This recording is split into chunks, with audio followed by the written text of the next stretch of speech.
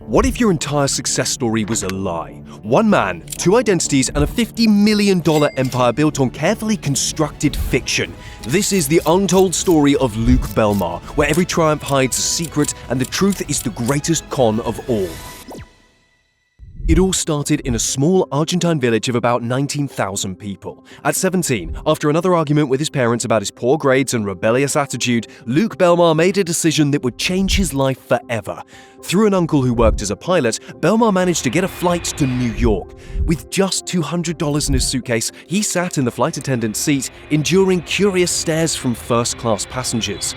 Landing in America, Belmar says he looked for any job he could find: washing toilets, pressure-washing basketball courts, working at Buffalo Wild Wings. He even spent months sleeping in his car until it broke down in an accident. Working as a server in 2016, a conversation at the service station would change everything. One of Belmar's co-workers, a fellow server, was talking about making $10,000 a month from trading. Before the crypto bull market, before the hype, this server mentioned one word: Bitcoin. Belmar had never heard of it. Standing at the service station, Belmar saw Bitcoin trading at $400. Instead of dismissing it, he dove in head first. I bought like a ton of stock trading books. I read them on my way to work. I was in the bus for about an hour and a half. Then I took the metro 30 minutes. I was living in Washington, D.C. at that time. So it was a really long commute from really far back in Arlington, and I would just consume that content. His strategy was simple but disciplined. Every night after his shift, he'd take the cash tips straight to Wells Fargo, deposit them, and split the money two ways. Half went into Bitcoin and the other half into Facebook ads for his budding e-commerce business. Day after day, tip after tip, he was building his future on the two bets he believed in most. By his own admission, he was flying blind. I was buying Bitcoin. I didn't know what the fuck it was. I was just like, okay, like I'm just gonna buy it, whatever, like let me figure it out. 2017 brought Belmar's first taste of crypto wealth and his first major lesson in market psychology. And in that first bull run, I learned something. Never listen to the majority of people because they don't know what the fuck they're talking about. And I was the one that listened to the majority, and I 30x'd my portfolio at that time. I think it was worth like 300,000. But what happened next would shape his entire approach to money. Caught up in the euphoria of his first crypto gains, Bells walked into Wells Fargo and took out a $155,000 loan.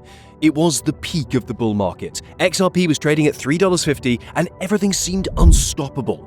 A week later, the market crashed. His portfolio, which had swelled to hundreds of thousands, evaporated, and he was left with just $1,000 and a massive loan to repay. While his crypto investments were riding the roller coaster, Bell claims he was building something more stable with e-commerce. Every night after their shift, Belmar and his brother would take their tips straight to Wells Fargo. The money wasn't for rent or food, it went directly into Facebook ad spend for their budding e-commerce business. Whatever they made in tips today would become tomorrow's marketing budget. While struggling to recover from his crypto losses, Belmar claims he spotted an unusual opportunity in the chaos of COVID-19: face masks for dogs. He used Facebook ads and TikTok to take this simple idea viral, allegedly turning it into a $16 million venture during the pandemic. While Belmar loves talking about his crypto wins, the details of his e-commerce business remain surprisingly vague. According to Belmar, his e-commerce success provided the capital for his biggest crypto play yet, one that would transform him from entrepreneur to guru. In 2020, I put my entire net worth into crypto. Every single dollar that I had, people tell me I'm crazy. I'm playing Call of Duty, and Cardano, for example, hits a penny, right? The entire thing tanks. I put 10 grand into Cardano. I put another $10,000 daily into Ethereum when Ethereum's $80, $90. But while other crypto investors were focused on Bitcoin and Ethereum, Belmar claims he spotted a different opportunity. The strategy shifted. Instead of betting on products, Belmar decided to bet on people. His biggest move? Pancake Swap. When the token's market cap was below $30 million, he poured his entire net worth into it, becoming the 10th largest holder in the world. The gamble paid off spectacularly. Pancake Swap's value soared to $2.5 billion. So confident was he in this investment, he even had the Pancake Swap logo tattooed on his neck. But for someone who just made generational wealth from crypto, his next move was puzzling. With his claimed crypto success, Belmar could have simply retired. Instead, he launched Capital Club in 2019.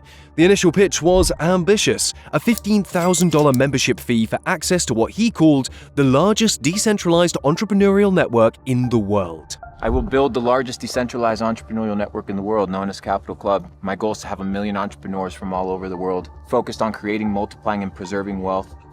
Initially, Capital Club positioned itself as an elite network.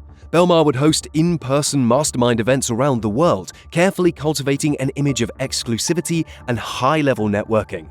The $15,000 price tag wasn't just about the content, it was about access to a supposed inner circle of successful entrepreneurs. The model was familiar to anyone who studied the Digital Guru playbook. Start with high-ticket exclusive access, build mystique, then eventually open the doors to the masses. By 2023, Capital Club's price had dropped to $369 per year, putting it in direct competition with other online gurus like Imad Gadzi and Andrew Tate. The move opened the doors to a much younger audience, and that's where things get complicated. While Capital Club claims you must be 18 to join their ambassador program, former members report that age verification is essentially non-existent. According to insiders, the content itself leaves much to be desired. Rather than providing practical business education, members describe it as primarily motivational content, long on inspiration, short on implementation. The introduction of an ambassador program, reminiscent of multi-level marketing schemes, raised further eyebrows. But the questionable business practices were just the beginning. The real story? It starts with his name. Luke Belmar isn't Luke Belmar at all. He's Lucas Emmanuel Uriah Tice. While using a different name online isn't unusual, what's strange is the lengths he's gone to erase his past. In 2016, when a terrorist attack shocked Berlin's Christmas market, a young man named Lucas Tice was interviewed by the Irish Examiner about witnessing the tragedy. While Belmar was supposedly sleeping in his car and washing dishes in America, he was actually being interviewed about a terrorist attack in Germany. The timeline simply doesn't add up. That article, along with its photos, would later vanish from the internet, seemingly at Belmar's request. Remember that story about arriving in America alone at 17 with just $200? There's a problem. Public records suggest Belmar had family already established in America, including a grandfather who had founded a university. Not exactly the tale of an isolated immigrant with no connections. Then there's his brother Nate. Far from being a fellow struggling immigrant, Nate had pursued an acting and modeling career in America. When a woman who had interviewed Nate refused to delete the video at Luke's request, things got ugly. According to released messages, Belmar allegedly threatened to have all her accounts wiped from the internet. For someone who preaches truth-seeking, Belmar seems remarkably determined to hide his own. How would you describe your religion? I don't have a religion. I am a person that's seeking for truth. I am deeply desperate to know what the fuck is happening. Let's examine Belmar's crypto success story. His biggest claim, becoming a top 10 pancake swap holder and riding it from 30 million to 2.6 billion market cap, while difficult to disprove, raises questions. Why would someone with such massive crypto success need to launch a $369 yearly membership program? Then there's Divine Anarchy, Belmar's 2021 NFT project.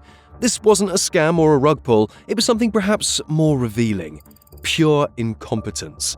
A bad smart contract led to users being charged gas fees even after minting was complete. The result? Over $2 million in community funds were effectively wiped out. For someone positioning himself as a crypto expert, this technical oversight is particularly damaging. When confronted with these inconsistencies, Belmar's response is revealing. He explains that Belmar is his mother's maiden name, a reasonable explanation for the name change, but what about everything else? His solution to uncomfortable truths appears to be systematic erasure. Capital Club isn't just a business model, it's a window into how Belmar operates. The same pattern of careful narrative control appears everywhere. When Capital Club members question his story, they're instantly banned. Consider the timeline. Changes his name from Lucas Tice to Luke Belmar. Erases evidence of his time in Germany. Constructs a new origin story about arriving alone in America. Builds Capital Club with strict content control. Threatens those who challenge his narrative. The irony is hard to miss. A man who claims to be desperately seeking truth has apparently spent years crafting an elaborate, alternate history. His content might provide value, his business advice might work, but the foundation it's built on appears increasingly unstable. What's most revealing isn't just what Belmar has hidden, it's how far he's gone to hide it. Every inconsistency, every contradiction has been met with attempts at erasure rather than explanation. It's a pattern that suggests the carefully crafted story of the poor immigrant turned crypto millionaire might be just that, a story. But erasing the past is only half the strategy. The other half? A carefully engineered content strategy that would make him millions.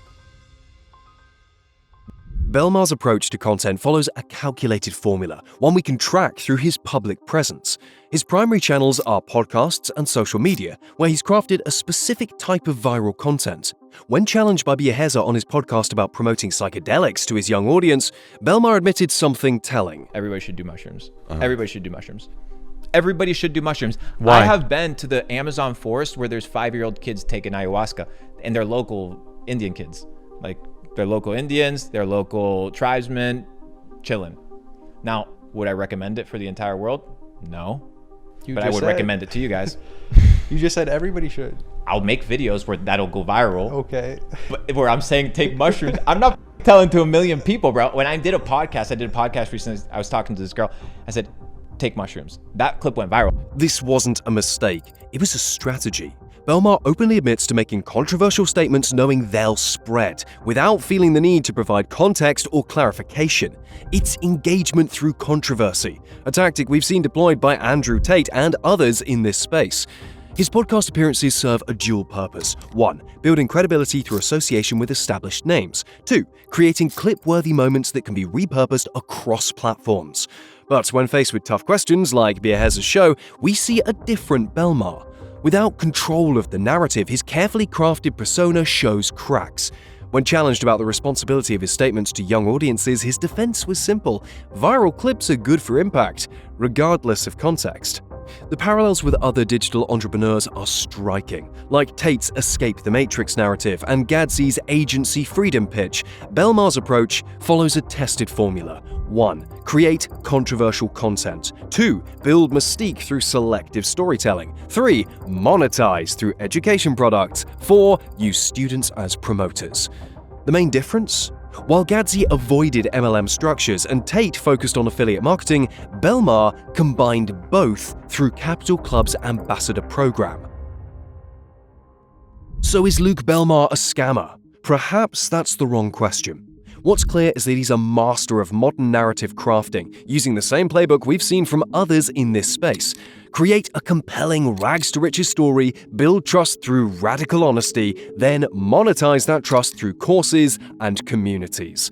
The real question isn't whether Belmar is good or bad, it's why this pattern keeps repeating in the online business education space.